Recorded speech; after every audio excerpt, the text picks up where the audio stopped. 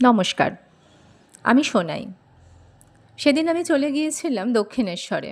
দক্ষিণেশ্বরের মাকে পুজো দিয়ে সেখান থেকে লঞ্চে করে গিয়েছিলাম বেলুড় মঠ।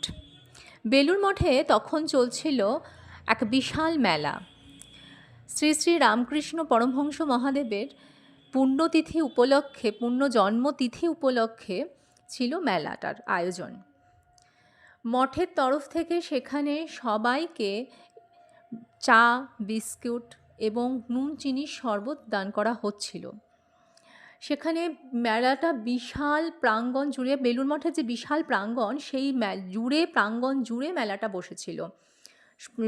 দোকানিরা তাদের পসরা সাজিয়ে বসেছিল এবং পাশে সেখানে নাম সংকীর্তনেরও একটা বিশাল বড় আয়োজন হয়েছিল।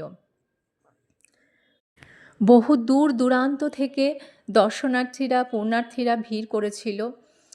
আমরা সেখানে গিয়ে মেলাতে ঘুরলাম এবং সেখানের পরিবেশ উপভোগ করে মেলার প্রাঙ্গণ থেকে ঘুরে গিয়ে আমরা ঠাকুরের এবং শ্রী শ্রী মা স্বামীজির দর্শনের জন্য গেলাম, ঢুকলাম ভেতরে, মন্দিরের ভেতরে।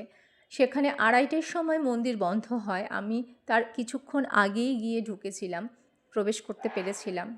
সেখানে করে খুব ভালোভাবে সেই দিনটা আমার কাটলো।